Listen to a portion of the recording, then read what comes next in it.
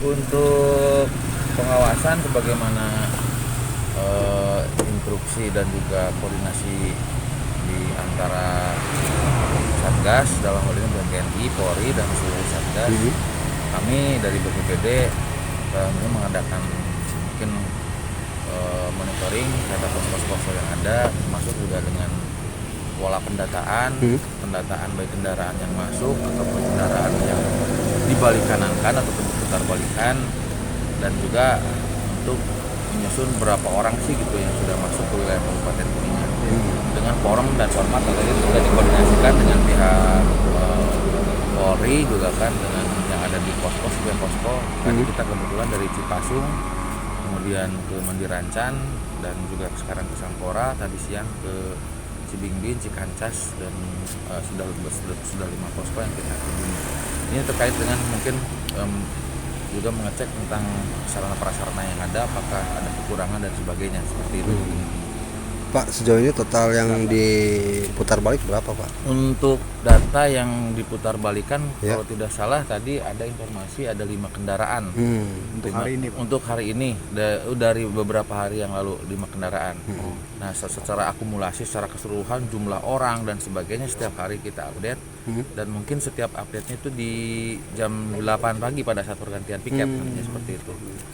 Kita belum bisa share ke publik karena memang dalam proses penyusunan dan perbaikan mekanisme penyampaian pelaporan dulu. Tapi secara umum data mentahnya kita sudah ada dari setiap posko yang ada.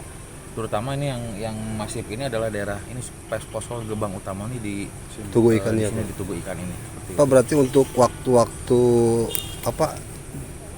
katakanlah sebagai rame itu jam 8, Justru Pak? Menurut informasi ini intensitas kendaraan ini adalah sebelum tanggal 6.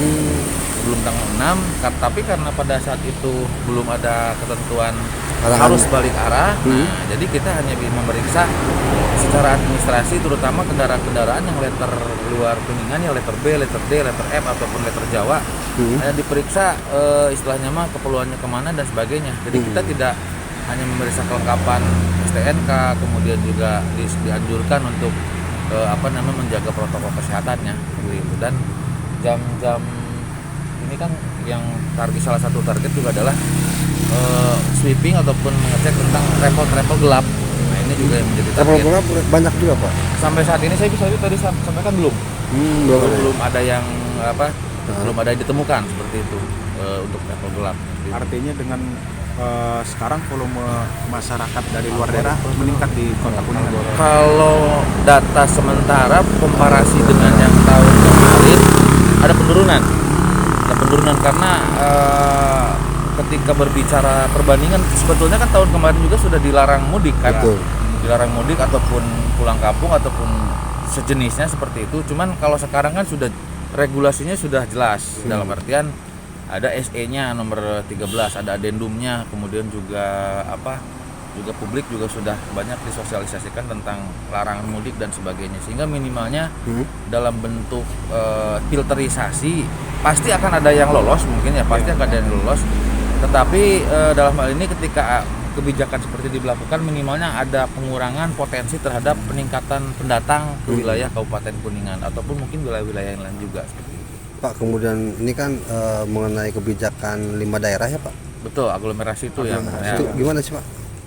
Kemarin disepakati bahwasannya untuk wilayah-wilayah yang Ciayu, Majakuning, intinya bahwasannya ada sedang secara ketentuan aturan sudah disonding ataupun sudah disampaikan ke Gubernur dan Kementerian Perhubungan. Mungkin secara legalitas formalnya dalam artian keputusannya seperti itu kita tetap menunggu. Tetapi secara political will-nya ataupun kearifan lokal dari wilayah 5 wilayah ataupun wilayah Ciayu Manjakuning ini sendiri disepakati bahwasanya untuk Cirebon, Indramayu, Majalengka, Kuningan dan sekitarnya mungkin ada sejenis kelonggaran terhadap masyarakat yang memang beraktivitas, apalagi yang aktivitas sehari-harinya banyak keluar masuk wilayah Ciayu Manjakuning seperti itu. Tapi tetap dengan pemeriksaan, pengecekan secara administrasi, minimalnya KTP, kemudian juga kelengkapan yang lainnya seperti itu. Pak, lebarannya Pak, ya. Pengawasan kerumunan banyak gitu Pak. Toko-toko. Ini yang besok kebetulan Betul. Kita keluarkan surat tugas Pak dalam ini di Pak Bapak dari Satgas Kabupaten. Rencana kita besok akan ada pendampingan ataupun monitor ke beberapa titik pusat-pusat perbelanjaan, pos pasar, toko modern yang gabungan dari TNI, Polri, Dishub dan juga dari Satgas.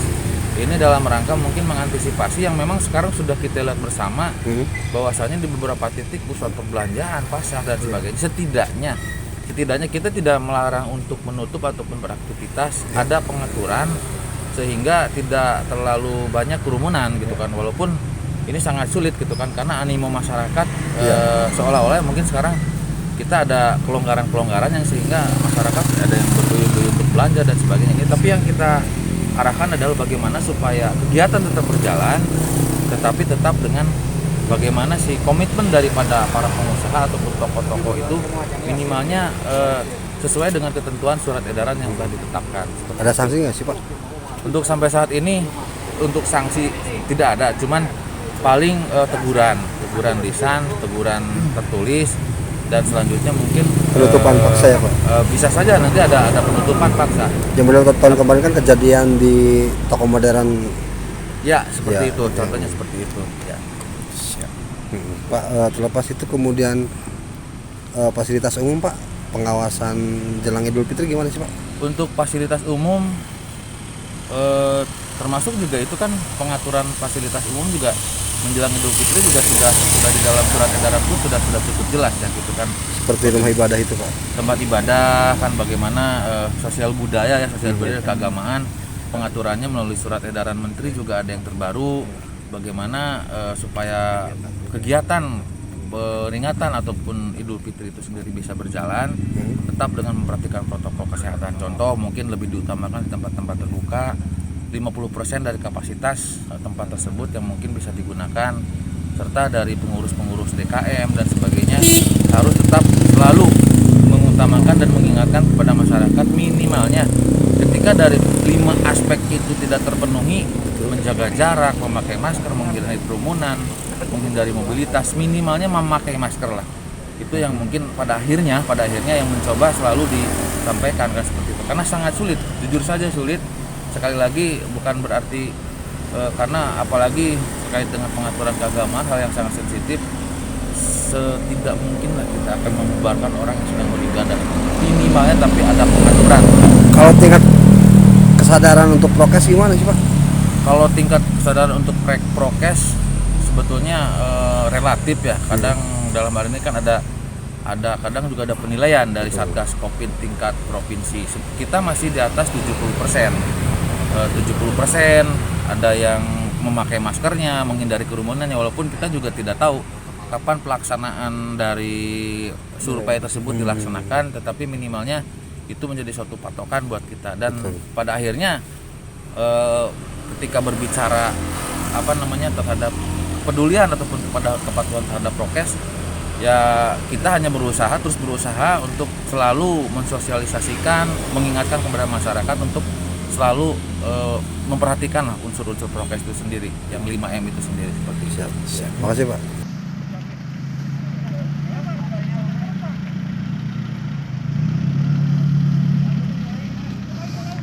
Satu kendaraan mobil bak tidak diperuntukkan untuk penumpang, tapi membawa penumpang dari Bekasi.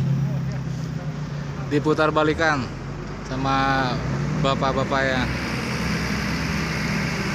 yang memang berwenang. Terima kasih sudah nonton. Jangan lupa like, subscribe, dan share ya.